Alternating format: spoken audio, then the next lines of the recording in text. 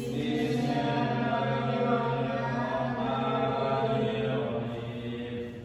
sini apakah ada yang tidak hadir?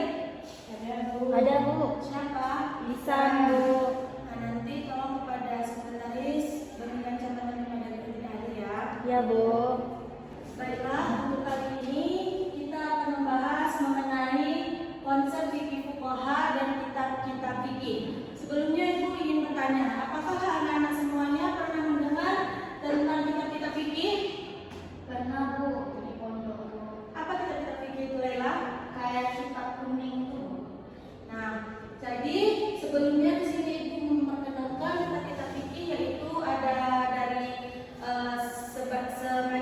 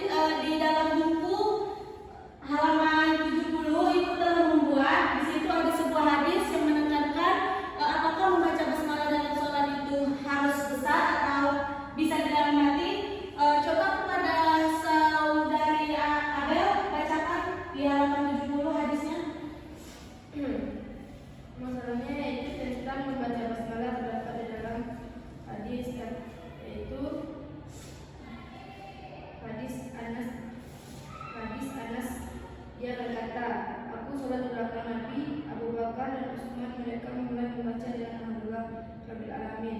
Itu hadis Muslim. Kalau jadi membaca basmalah itu harus dikeraskan seperti sholat subuh, sholat maghrib, sholat isya. Nah, jadi kita di dalam umat Islam ini kita lebih identik dengan mengikuti mazhab Syafi'i.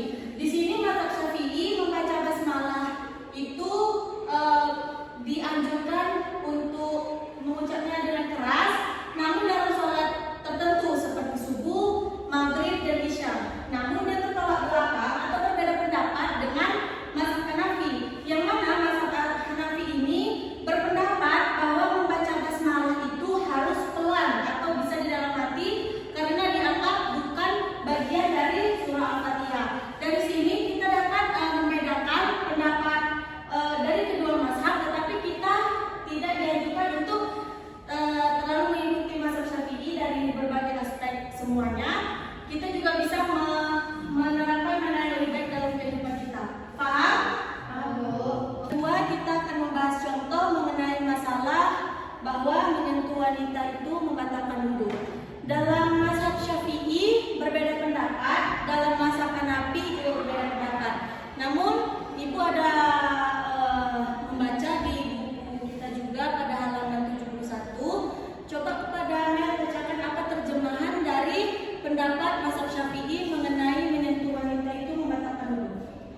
Dari mazhab Syafi'i ada dalilnya Bu, yang mana dalilnya itu, wahai orang-orang yang beriman, janganlah kamu mendekati salat dalam keadaan mabuk sampai kamu sadar apa yang kamu ucapkan, dan janganlah kamu mendekati masjid dalam keadaan junub kecuali sekadar berlalu saja hingga kamu mandi.